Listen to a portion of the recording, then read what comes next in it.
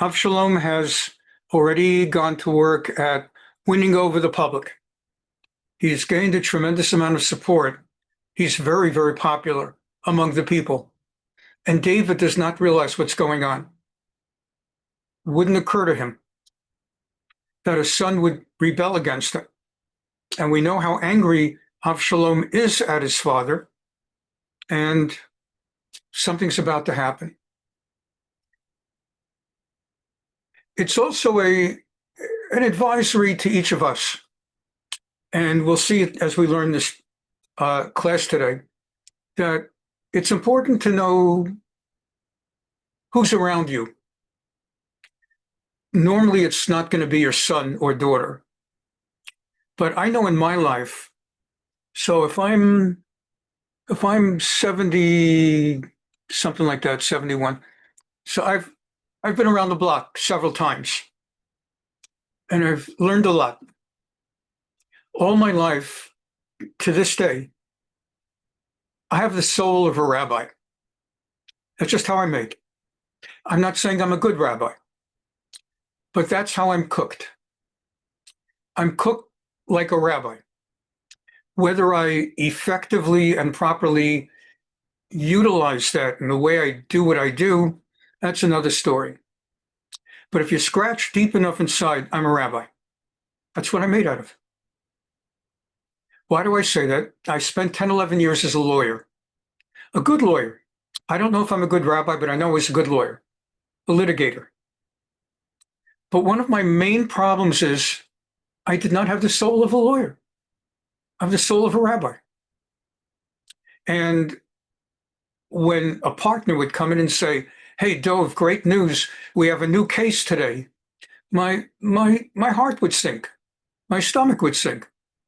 I know that's what we do to make a living, to go to court and fight. But I didn't want to fight. I'll fight for Jews. And those who know my background, I like to fight for Jews. But to fight for Microsoft or Samsung, what do I care? Okay, they're paying in that way I can put my kids through college. I'd rather be able to do it as a rabbi. And why am I going into this now? One of my flaws, if you want to call it that, certainly for a long time, is that I trusted everyone. So I'm a rabbi. So I trusted everyone. My father died when I was 14, had leukemia, and I didn't have a father, let's say, in business, to rear me with a suspicious eye, not to trust people. In fact, my father, had he lived longer, would have been just the opposite. He trusted everybody too. When you trust people, that's what rabbis do. You should. It's an aphorism that applies to every Jew, certainly to a rabbi. You should judge everyone for the better.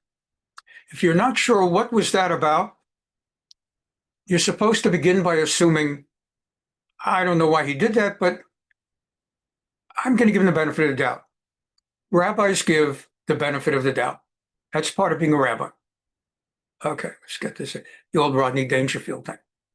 And in the course of my life, I got burned about, I'd have to work it out exactly, but at least 5 people really, really did a job on me because they had me marked, they had me pegged as a sucker. I'm very smart. I'm really not a sucker, but I'm a sucker, I used to be, for trusting people. And it's going to come up in this. This is what's happening with David. He trusts people. He's got the soul of, they didn't have rabbis in those days, but he has the soul of someone who's the precursor to Mashiach, who's going to write a book of Tehillim. And he trusted people. And it's we're dealing with politics here. Not Democrats and Republicans, but Avner, the son of Ner, and Yoav, the son of Tzruya. One is the general for the house of Saul. One is the general for the house of David. And there's politics going on. Absalom, is he a loving son? Is he a political manipulator who wants to be king? Is he both? Is he neither?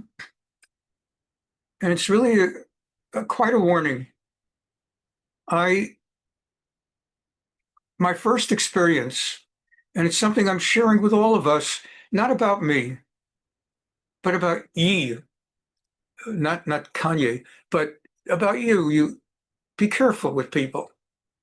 Love people, openly, warmly accept people, especially if they've proven themselves, even more so if they're Jewish.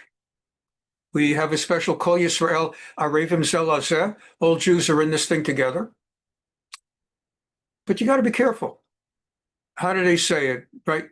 Respect, but suspect.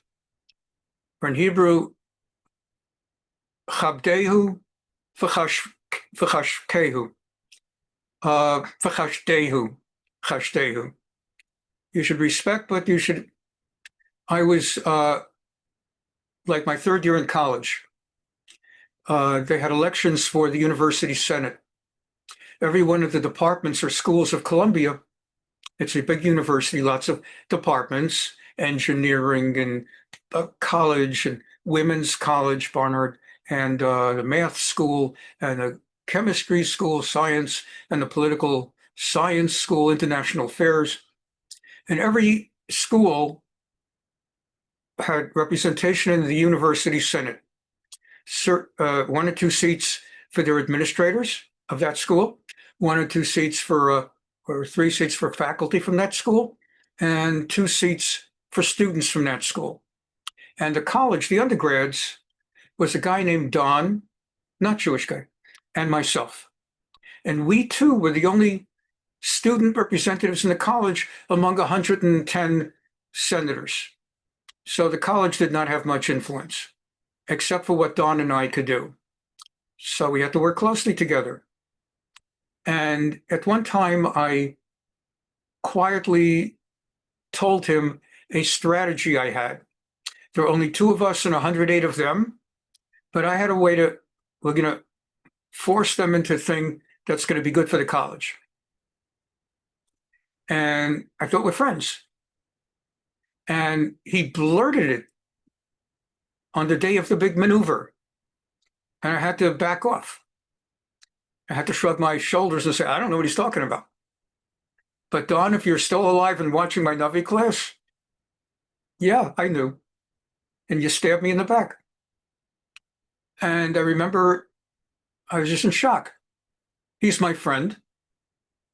We're representing, there's two of us against 108 of them. We got to stick together. And he stabbed me in the back. And it happened to me once when I was practicing law. An attorney at the law firm, about a year or two younger and in the totem pole than I was, stabbed me in the back. Actually happened 2-3 times as my mind is racing ahead. That people, hoping that they would move up to be senior associate, and we were all mid-level associates. And my attitude was, we could all eventually become higher level associates if we do good work.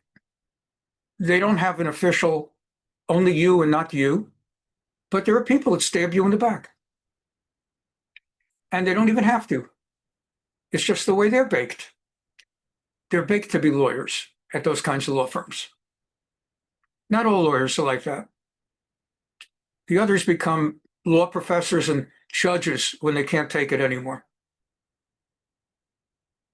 You ask yourself, why does someone with all that talent become a judge when they could be making 10 times as much as a partner at a law firm, or become a professor and they're making $100,000 or $150,000 instead of $1 million, because they can't take the lying and the undercutting and the stabbing. So that's a theme in tonight's class, that Absalom stabs David in the back, and people stabbed him in the back regularly, and he was such an honorable, good man that he couldn't take it. But he couldn't catch on. And he never really caught on till his deathbed. And I taught you this once before.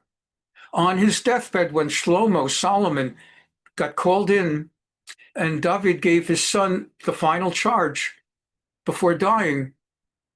Instead of saying, Yivarechecha Hashem v'yishmerecha, Ye'er Hashem panav elecha v'chuneka, Yisa Hashem panav elecha v'yasem lecha shalom, the great Kohen blessing. He was not a Kohen, he was from Judah, Yehuda, but instead of that, words of inspiration, his final words were, Adoniah has to be killed, Yoav has to be killed, Shimi ben Gera has to be killed. There are some matters of unfinished business, and I was fooled, and but I have figured it out now. And you're a little kid. Shlomo was young when he took the monarchy. He said, "You've got to get these guys out of the picture. It's not enough to be aware that they're scoundrels, although they're righteous, but scoundrels. You have to get them out of the picture. And you can either do it directly or indirectly let them walk into a trap. But the bottom line is to have to be killed.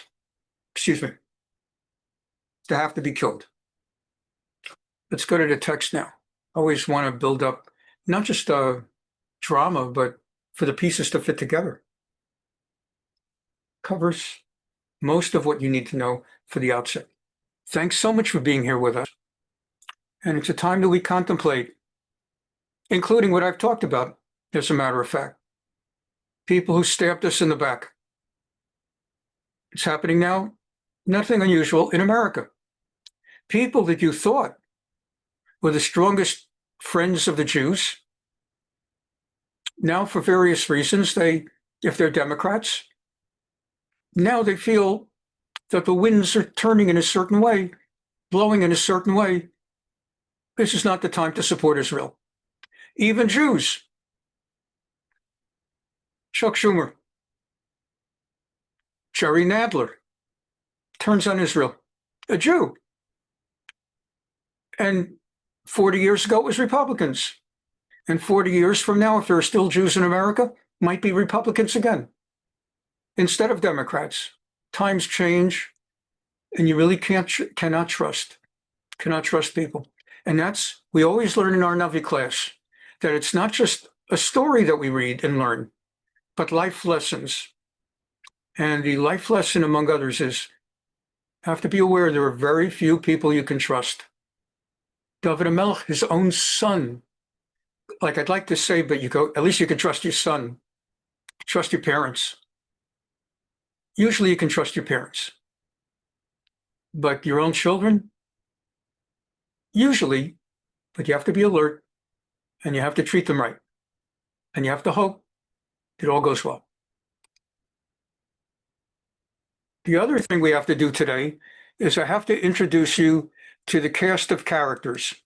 I'm going to do it this week, and I'm going to do it next week, God willing. These are a lot of people showing up all of a sudden, around 10 or so people. I'd like to give you an early intro to who they are. Here we go. Okay. Achitophel. Achitophel, and I'll remind you, I'm not going to give you a test. And when they come up, I'll remind you. But I want you to just get a flavor of who's coming into the story. Achitophel was a brilliant man. And he deserted David and joined Absalom during the rebellion. They did not always have, let's say, a Kohen with Urim and Tumim to give you what God is thinking. So the next best thing was to ask Achitophel, and he could figure out on his own. He was very brilliant. And since the Kohanim were with David, Absalom did not have a Kohen on his side, Absalom, so he used Achitophel for that. Hushai was with David, and David sent him back to Absalom to be a spy, specifically to spy on Achitophel. Because Achitophel was so critical as the number one advisor to Absalom, it would be more effective to know what he's up to than what Absalom is up to, because Absalom will be doing what he comes up with. So David sent Hushai the way that Israel's Mossad sent Eli Cohen into Syria in the 1960s to get as high up as he could and find out what's going on. Hushai was successful in convincing Absalom to reject Achitophel's advice. This is critical. Absalom is forming a military strategy to take down and perhaps kill David. And Achitophel is with him and offers the strategy that will work. Hushai, in the cabinet meeting, takes the other argument and urges Absalom to reject Achitophel's excellent advice. He doesn't tell him it's excellent. Instead, to go the other way. And he convinces Absalom to do it the Hushai way, which is aimed at sabotaging Absalom. Achitophel is so brilliant that he goes home after the cabinet meeting and kills himself. Not out of ego, but he realizes right now, Absalom having accepted the Hushai advice, the entire enterprise is going to fail. We're all going to get killed or arrested, and David is going to kill me. He'll execute me anyway as a traitor. So Achitophel kills himself. That's the Hushai and Achitophel. Achitophel was from Gilo. Gilo is part of, on the outskirts of eastern Jerusalem. Israel liberated it in 1967. In June 1967, at the start of the Six-Day War, Israel had Western Jerusalem. It's not like a city with two parts. It's not like West Virginia is its own entity, or North Dakota, South Dakota. There's only one Jerusalem. There's not East Jerusalem and West Jerusalem, but there is Eastern Jerusalem and Western Jerusalem. And Gilo is in the eastern. And when Israel united Jerusalem in the Six-Day War, one of the most important places they took was in liberating all of Jerusalem and uniting it was Gilo, a suburb of 35,000 Jews. Every single Arab authority, every single Arab involved in the debate over whether they should get a so-called two-state solution. Never going to happen. Never going to happen. But everyone who's demanding it. And then when the fools of Western Europe and Democrats and even a few Republicans think that the solution to peace between Israel and the Arabs is a two-state solution, which is never going to happen. Never going to happen. And they say if Israel simply will give up what Israel won in 1967, there will be peace. And there's a discussion about Jerusalem. And Israel says, we're not going to give up Jerusalem. And the same fools of Western Europe and Democrats in America say, so don't give up. So we'll work out a compromise. You'll keep Jerusalem, but give up everything else. And what they don't understand is that the Arabs will never accept Israel holding an inch of Jerusalem, a centimeter, a millimeter, and particularly Gilo. Hillary Clinton, when she ran for president, made a tremendous thing condemning Israel when Israel announced that they were going to build more homes in Gilo. She said, you're destroying the two-state solution. Never going to happen. Never going to happen. You're destroying the two-state solution by trying to build in Gilo, that's occupied Arab territory. So it's important to realize that Gilo goes back to the Bible. You don't hear about it much, but I didn't want to let us lose the opportunity to hear about it now. And so Achitophel was from Gilo, and it's biblical. It's part of Israel. We are indigenous, and it's 35,000 people. Now to the Kohanes, Kohanim. There were two Kohanim, Sadok and Eviatar. Sadok and Eviatar. Eviatar was a descendant of Eli the Kohen. Eli the Kohen was the guy, I shouldn't call him a guy, he was a holy man, the Kohen that we read about on Rosh Hashanah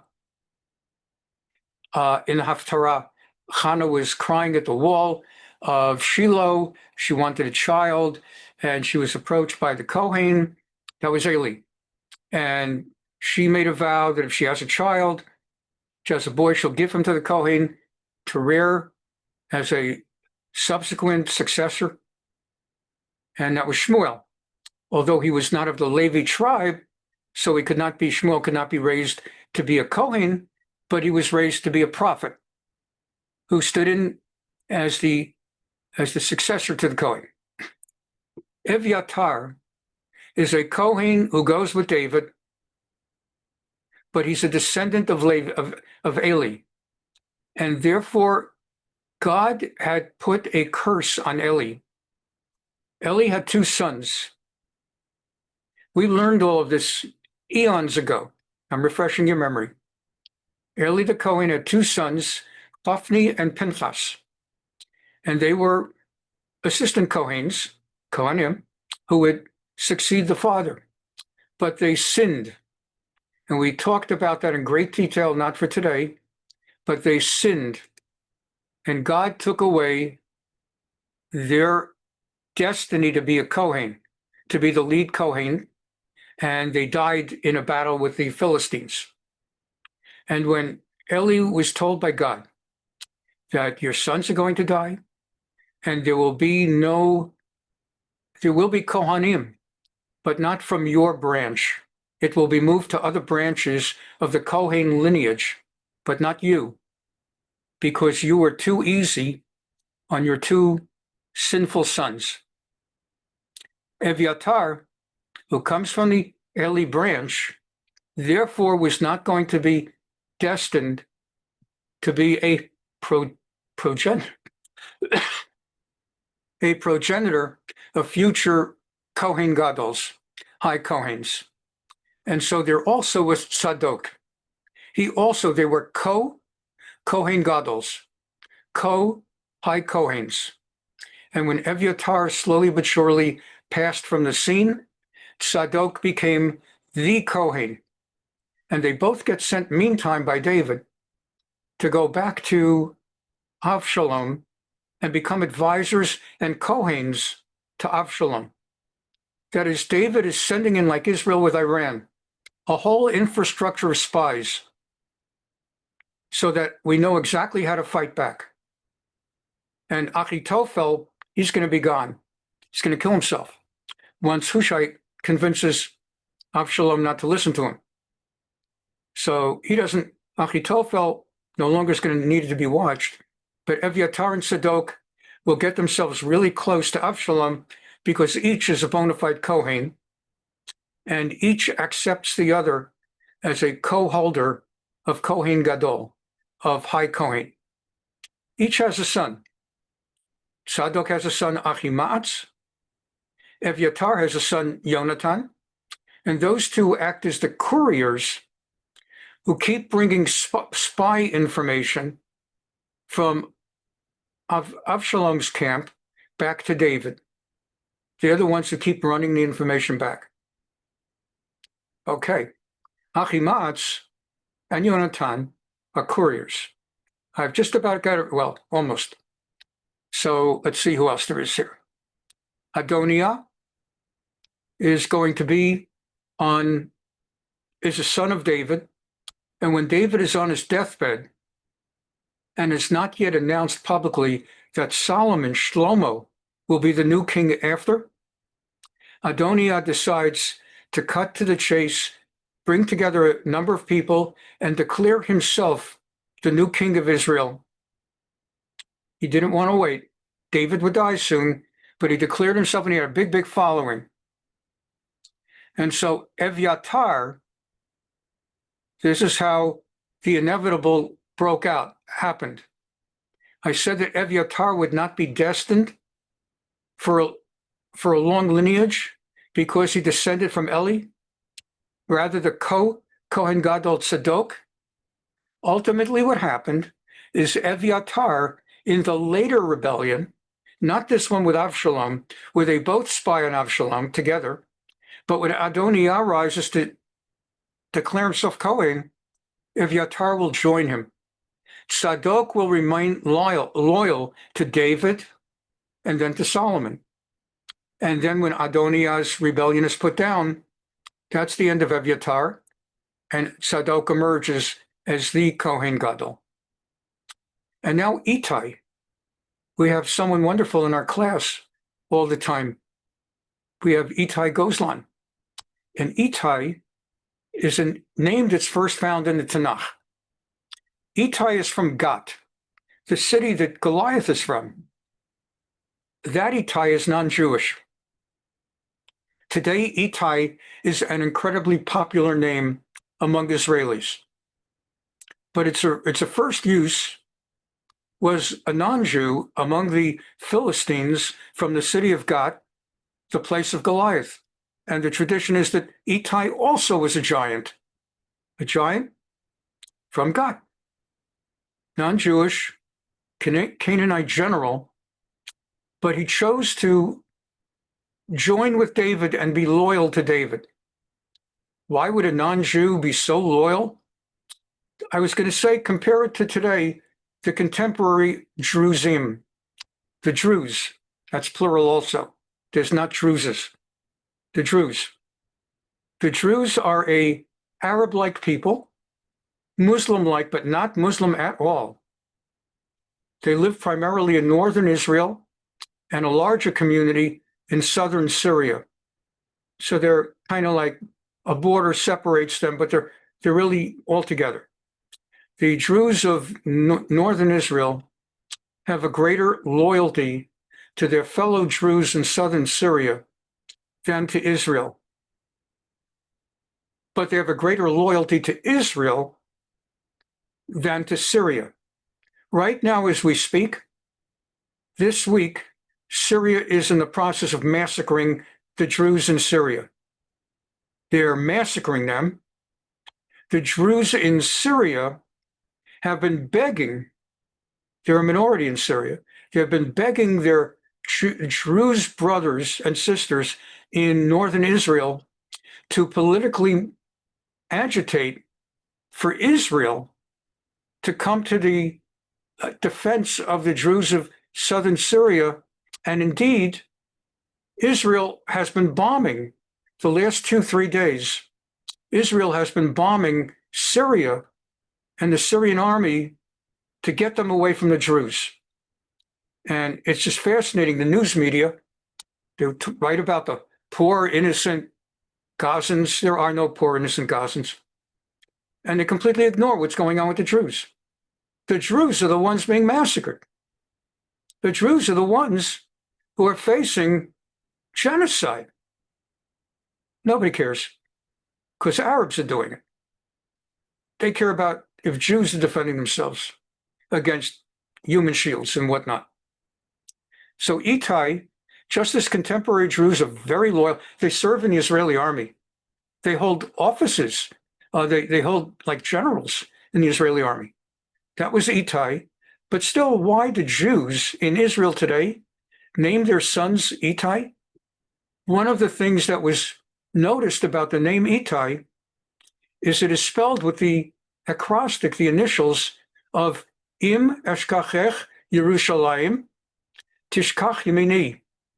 If I forget the old Jerusalem, may I forget my right hand. We learned that Sunday. Okay.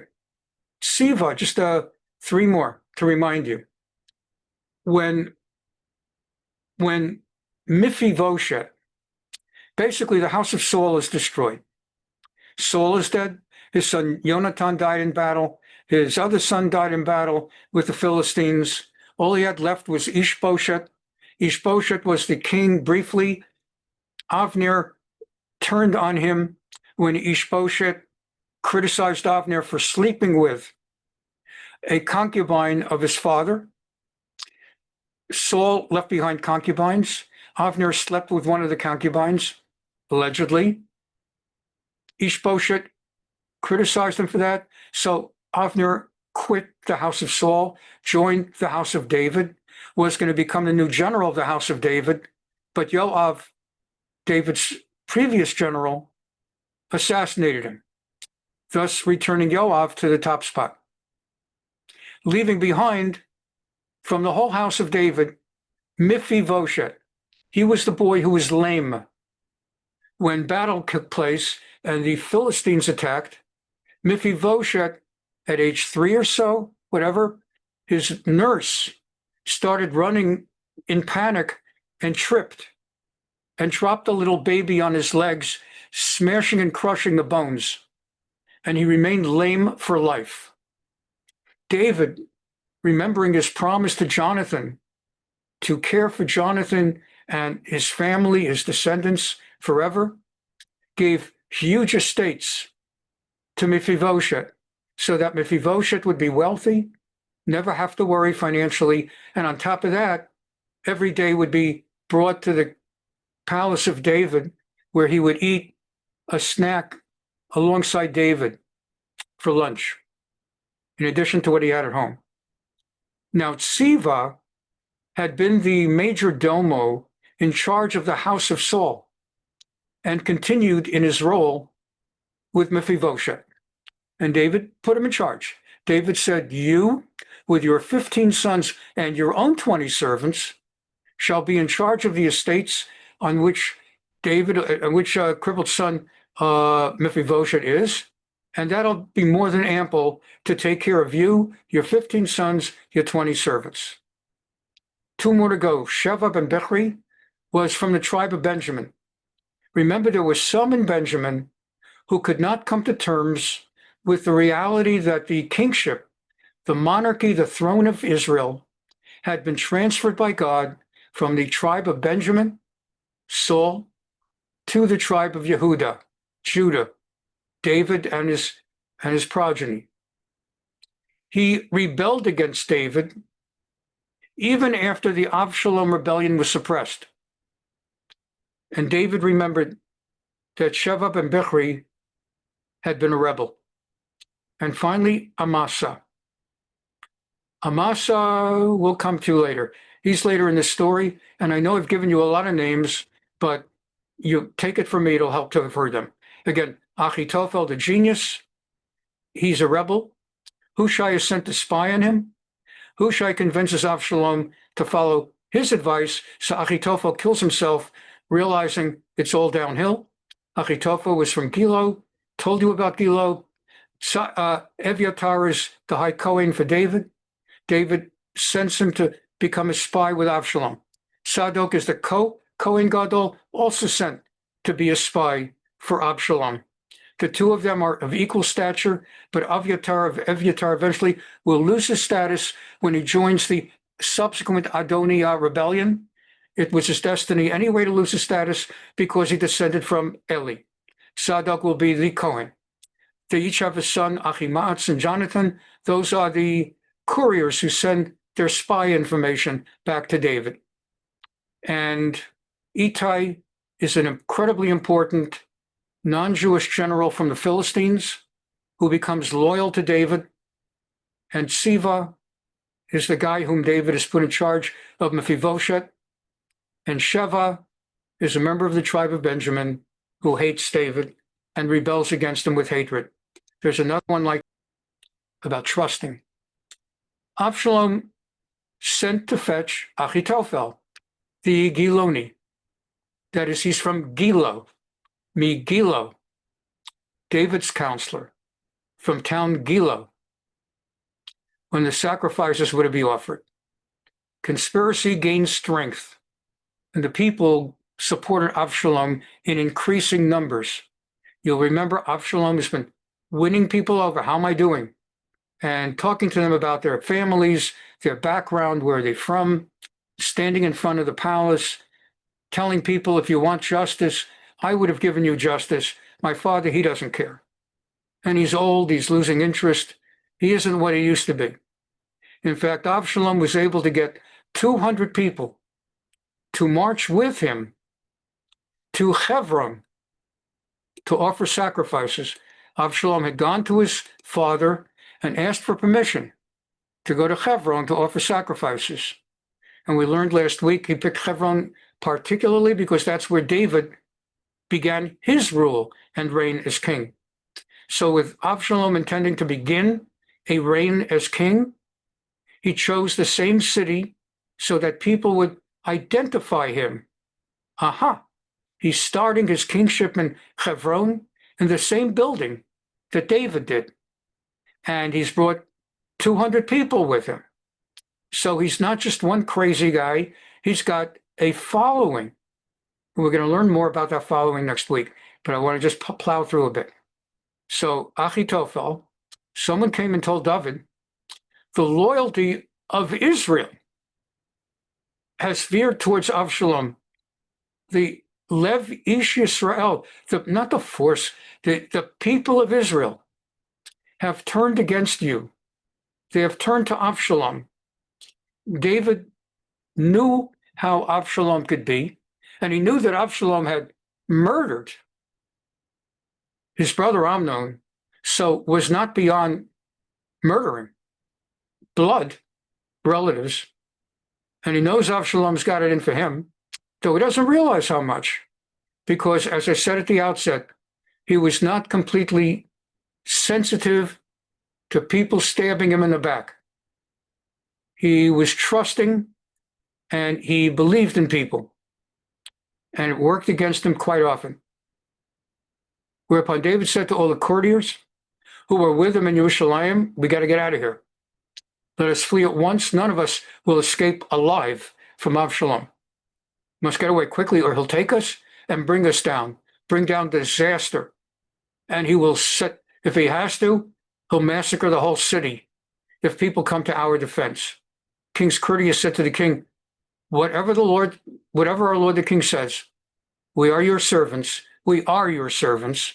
and we go with you. So the king left, followed by his entire household, his children, his wives, most of his pilakshim, most of his concubines, except for 10 concubines whom the king left behind to mind the palace, lishmor habayit, to guard the palace. The king left, followed by all the people, that is, the people that were with him. And they were followed biraglav. Bad translation. Vayetze melech b'chol ha'am biraglav. And the king left with all the nation, obviously not the Absalom nation, but all of his people, biraglav. They left by foot, not on horseback, not on wagons. Why did they leave by foot? That's why it's so important to know the proper translation, regel. The translator just leaves it out. Unbelievable. It's very important that he left by foot. Had he left by horse or by wagon, it would have been very public. There were all these hundreds of people on horses or in wagons. The word would have gotten to Absalom. They're fleeing the country. He would have speeded up launching his rebellion to stop them and kill them. But by going on foot, almost no one saw them, even though there were a large retinue, but no one really noticed. And it would not have occurred to anyone that 67-year-old David is on a trek across the river to the other side to get out of the country in order to get away with all his people. It would never occur. Why would he be walking from Jerusalem to leave the country if he could go by horse? So it is very consequential that he went by foot. That's how they got out. Indeed, even nowadays, you meet or hear about people who tell you I was born in Iran, Persia. And when the Shah fell and Khomeini came in, my family, I have a student from law school who has that story, that mamish that story. And he's of Armenian descent, a wonderful guy. And he talks about how he and his family, by foot, left the country. And there were people who left the country in We the Living. Ayn Rand writes about how Kira Argonova tries to leave Russia by foot through the tundra. And I could just go on and on. People I know of who came to the United States, but first got out of North Korea to South Korea or Russia or places like that, Iran, by foot. It's how a lot of Jews got out, even during the Holocaust. And they got out by foot, so as not to bring attention. Was it hard? But that's how they did it. All his followers marched past him, including all the Traiti and Plaiti. That's different kinds of soldiers and warriors of his. And all the Gitim, all the people from the city of Gat, that city from which Ittai came. These were a lot of Philistines were with him. This is not the time of Goliath. And again, it's like the Druze. Like if you ask why are people who historically have been enemies, why are they with David? Well, that's how things go sometimes. I mean, our best American allies are Britain. The way we came into being July 4th is we lost a lot of people. We went to war against Britain. And then in 1812, they came back and they set fire to the White House. And now they're America's great ally. Things happen over time. Take Israel. Take Argentina. Argentina was the #1 place of refuge for Hitler's war criminals. Eichmann and Mengele, they all fled to Argentina under Juan Perón and the Peronistas. And then even the bombing of the Jewish Community Center in Buenos Aires. The subsequent leader of the government of Argentina was in conspiracy with the Iranians for the mass death of Jews in Buenos Aires. And now Israel's #1 ally under Javier Milei is Argentina. In fact, the guy says that when he retires from politics, he wants to convert to Judaism and become a Chabadnik. So these things happen. So the Gitim come, and 600 of them, and they also came Biraglo by foot. We'll be going. I said we're going to end real quick. I had conflated Thursday timing with Tuesday timing. We still have 10 more minutes till 8 o'clock. I was thinking 6:30, 7:30. So we have a little more time, Baruch Hashem. So Vayomer HaMelech Ittai Hagiti. And then he says to Ittai, the Gittite, really, Ittai, you just joined my army today. Again, a foreigner, a great general joining an army, that happened in the American Revolution. The Marquis de Lafayette from France. And Poland did not join, but Casimir, that's the easy one. I know his name. They have the Pulaski. Casimir Pulaski was a general and a nobleman among the Polish, and he came to join Washington. So sometimes a foreign general who really believes in a cause. There were some Americans who went to fight for Spain against Franco during World War I. There were Americans who went to fight in the Royal Air Force before America joined World War II. America joined World War II on December 7, 1941. But the war broke out when Hitler invaded Poland in 1939, August 39.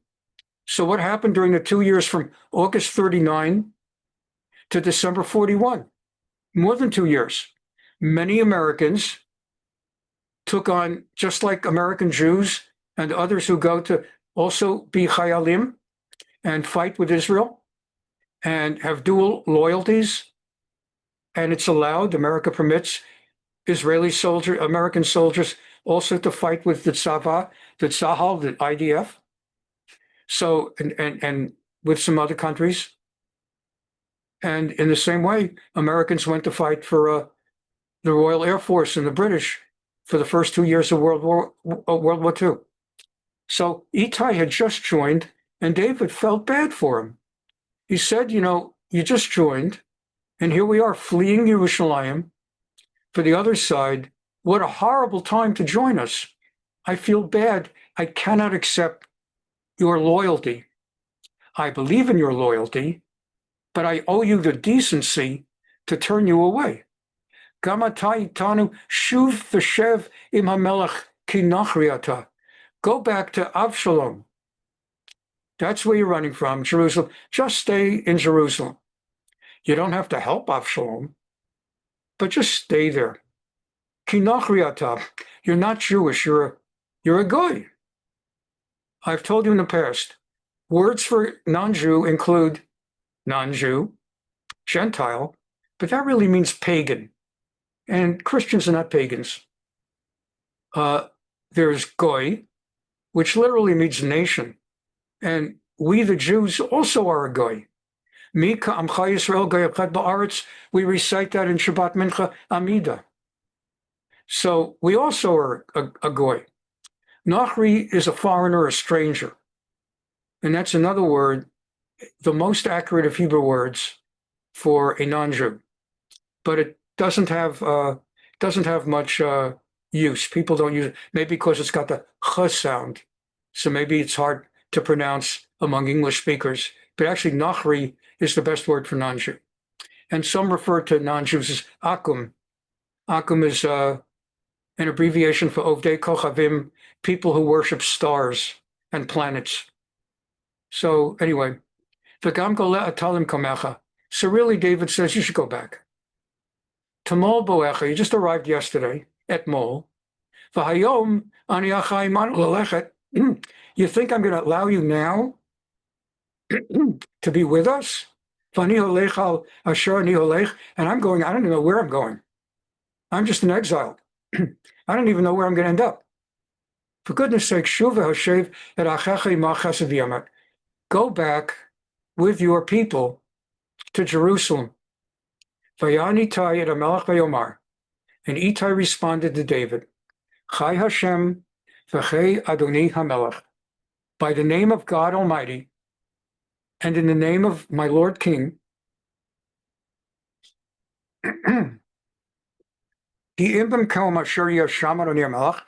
wherever it is that my Lord King ends up, whether dead or alive, that's where your servant will be. Very much like Ruth. In the book of Ruth, wherever you go, I will go. And where you die, I will die. Vayomer David el Ittai lech vavor. So David says to Ittai, okay, stay with us. Vayavor Ittai agiti v'chol anashav v'chol atap v'sharito. And they all came. Ittai the Gittite, and all his men, and the children they brought, the wives, and the whole countryside wept aloud as the troops marched by. Think of that picture that famous picture. I did not prepare it, but there's that famous picture of that guy crying as he watches how the Germans are marching into Paris in World War II. Germans have displaced the French army. They're going to be forming a Vichy state under Marshal Pétain. And as the Germans march in, there's this famous picture of this guy. He's crying. And that's the image I have in mind. Perhaps you know the picture and you can imagine it. The king crossed Nachal Kidron, the Kidron Valley, and all his troops crossed by the road to the wilderness. And it's going to take us to some commentary. Let's take a look. First of all, why did he go to Hebron? Why did Absalom say, I want to offer sacrifices in Hebron? This is the Radak. Shalchui Melech Hebron, Shelech Sham lahakriv korban. Dad, I want to go to Hebron. That's where I want to offer it. Vehem lo yadu davar hamered. And David and his people had no idea that this was the launching of a rebellion. Shahaya b'libo zehu litumam. Because Absalom took advantage of their absolute innocence, being completely unsuspecting. Shelo haya yodea ki melech Yisraelhu, didn't want anyone to realize what he's up to. Uvidrash ki amar li aviv. Well, secondly, I'll say this quicker, get in more.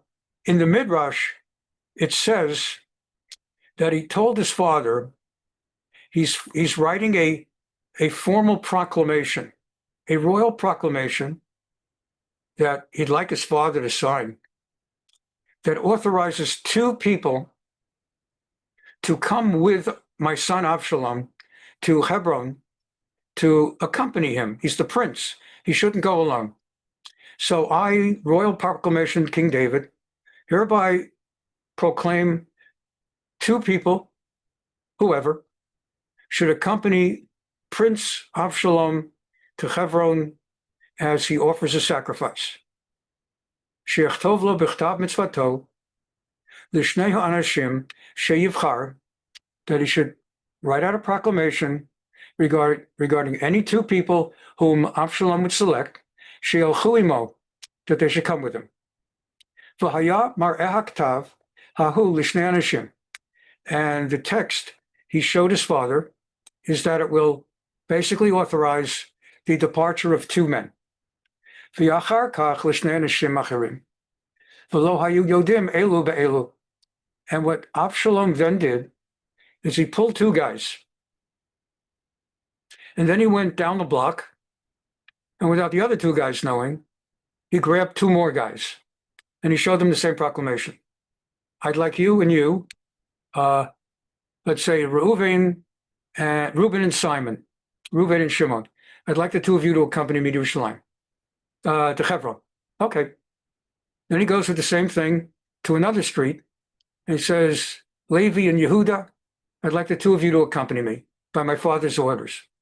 And then he goes to another street, Yisachar and Zvulun, and he does it 100 times, and he lines up 200 people to come with him to Hebron, and not a single one realizes that they represent the rebellion against David, which they thoroughly do not at all associate with.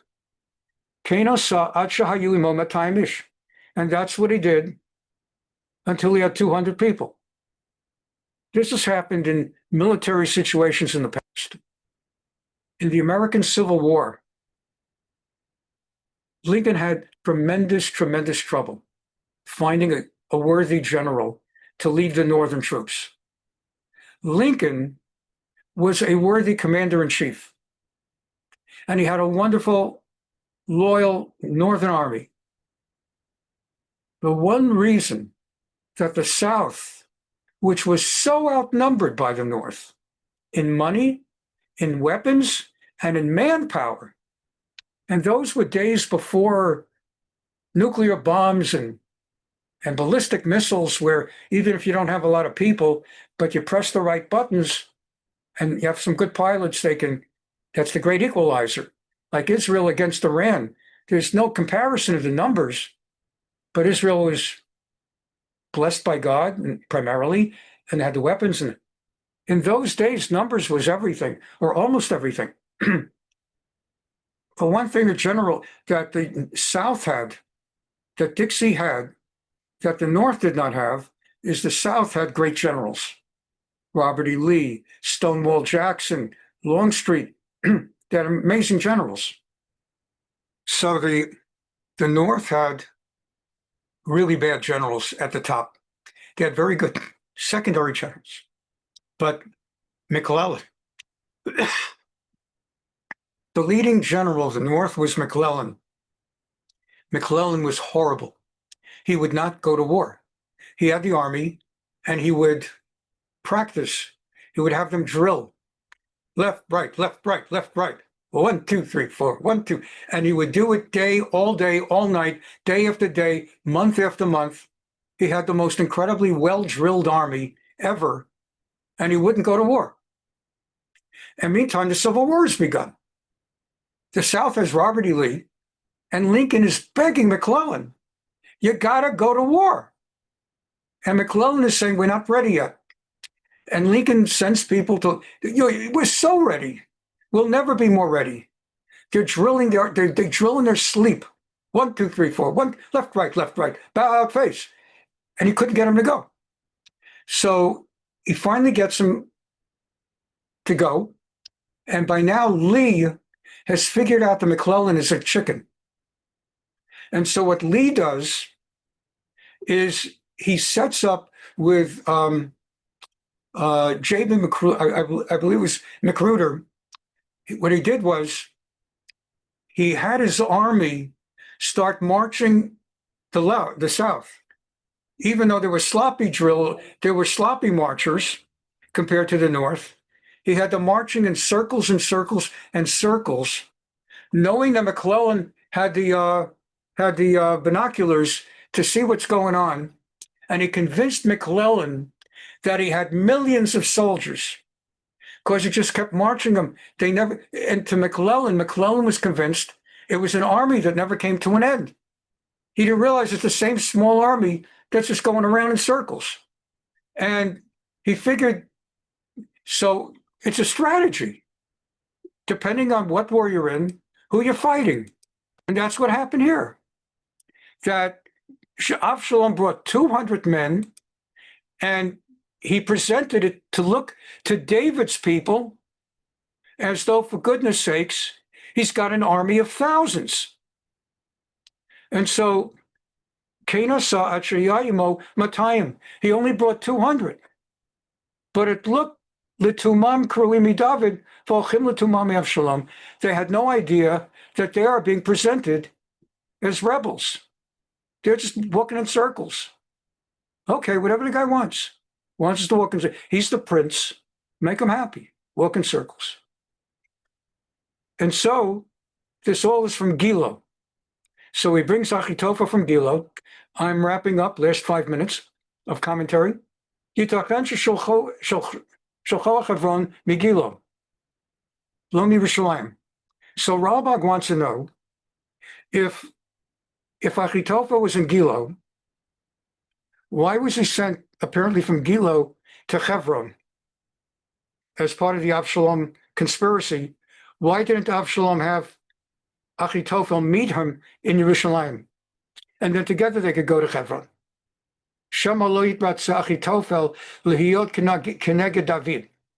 He was concerned at first. He's not 100% sure that Achitophel will agree to be part of a rebellion against David. So if he asks him to come to Jerusalem to meet up with Absalom in Jerusalem, because Absalom was based in the palace, meantime in the guest house or whatever, he was afraid Achitophel would say, no, I'm not going to a rebellion. So he asked him, please meet me in Hebron. Who are you? I'm the prince. I have an authorization from the king that I could ask 2 men to join me in Hebron, and you're one of them. So I got Achitophel to go to Hebron from Gilo. Imaya Omer lo Zeh B'Yerushalayim, Omer lo Zeh B'Yerushalayim, Ulai Haya Achitophel Magid Zeh David. Again, if he had first told Achitophel, and it was in Jerusalem, Achitophel might have had proximity to David, geographically, and at the time, Kihuyo etz David, he was a counselor to David, and he might have told David. So the rebellion starts, and I wanted to show you in Psalms, Tehillim, Psalm 3. David wrote a psalm as he started fleeing Jerusalem to get away. He still doesn't have a destination in mind. All he knows is, we better get out of here. Everybody but the 10 concubines. And so the way it begins, chapter 3 of Tehillim, Mizmor LeDavid, a psalm of David, Bevorcho mipnei Avshalom beno, when he fled from his son Absalom. O Lord, my foes are so many, my own son. Many are those who attack me, at least 200. Many say of me, there's no deliverance for him through God. But you, O Lord, are a shield, my glory. You hold my head high. You'll watch over me. I cry aloud to the Lord. He answers me from his holy mountain, Yerushalayim. I lie down and sleep, and I live to wake up again. For the Lord sustains me, even as I'm running with limited supplies. I have no fear of the myriad forces arrayed against me on every side. Look what I have. I always have to fight these different countries. Moab and Edom and Ammon and Philistines and Canaanites and now my own son and his forces. Rise, O Lord. Deliver me, O my God, for you slap all my enemies in the face. You break the teeth of the wicked. Deliverance is the Lord's.